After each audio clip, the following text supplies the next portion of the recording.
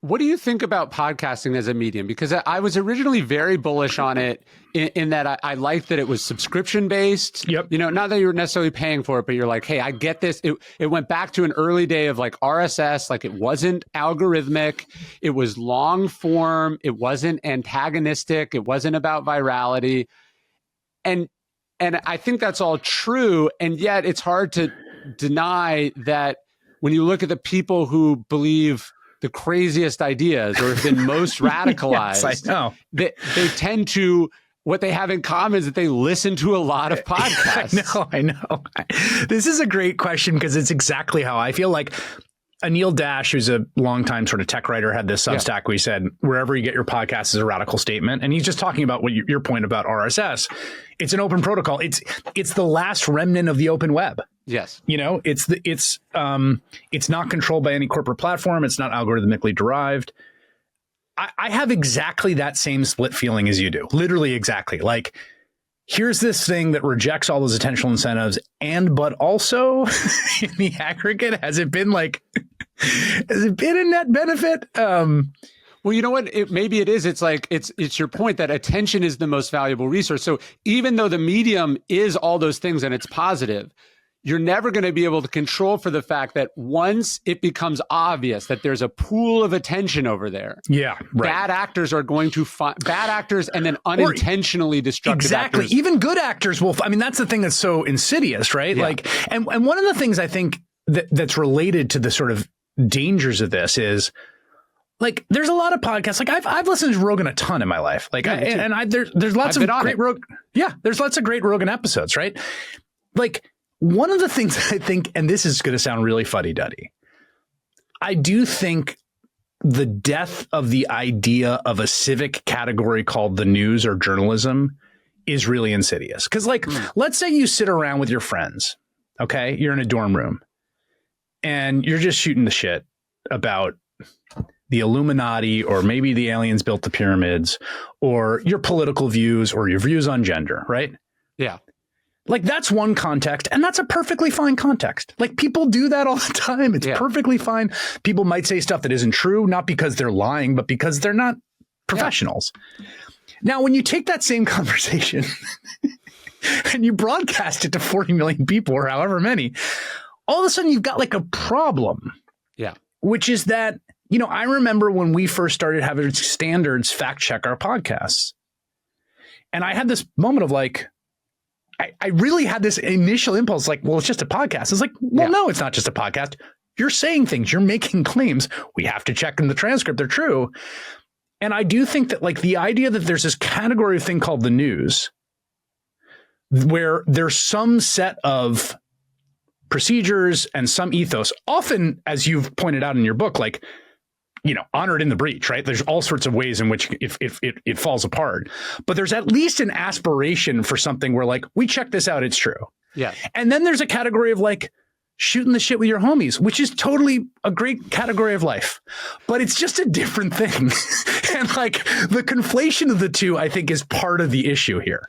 What I sort of noticed, what I was tracking when I wrote the book, is that one of the things that changes in journalism is not so much the incentive structure, but the social incentives inside the profession. So the profession, and this sounds like the profession's self-importance actually helped it become more important and better. Like they didn't want to be the guy that at the press club, which, you know, there's still a couple of them, but you go to the press club in DC or whatever, and you're like, the journalists had their own buildings. This is crazy.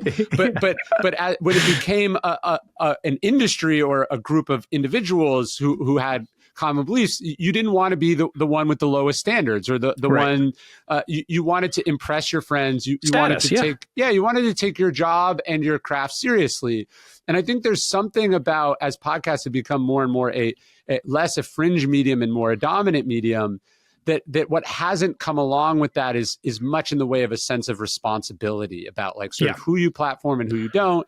And there is like when Joe had me on his podcast, it's like he just sent me an Instagram DM.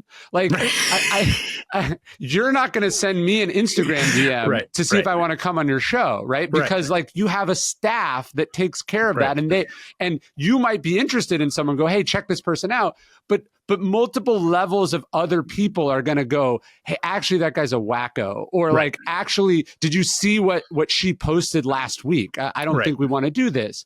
And so there's this levels of filter that come along with the platform and the responsibility. The responsibility, yeah. And like you just saw this with the Barstool thing with and McAfee, and like they had sort of recited this gross rumor about this undergraduate to school. I'm not even going to say where and what. I know what you're talking about. And then there's like a real person on the other end of it, right? And like, that person's like, A, this is totally false, and B, like, you've ruined my life and my reputation. Then they came out and they apologized. And again, it's one of these things where like, you could have just not done that. You could have not done that, or had you done it in a bar with 3 people, like that would have been a little gross as a thing to do, but also not a mortal sin. But you broadcast it to millions of people. And I genuinely think that distinction actually gets, like, to your point about the DM, part of what made the medium so attractive to people, part of why people like it, is its casualness, is its sort of sociability, is the fact that it feels like you're sitting in on a conversation that you've had or you've been with your friends in. And that's in direct tension with, like, unfortunately, the kind of rigor, care, and precision that's necessary to transmute information to millions of people responsibly. Like, those two things are in a little bit of tension, and you got to figure out a way to deal with it. But right now, it's not being, I mean, unless someone threatens to sue, right? No. And perhaps it sort of, obviously it was some legal changes that sort of drove a stake into the heart of Gawker, and maybe that will happen in the podcasting space. But I see this all the time, where people will tweet like "big if true," and it's like, what? Just don't tweet. You're not a journalist. Like you're a VC.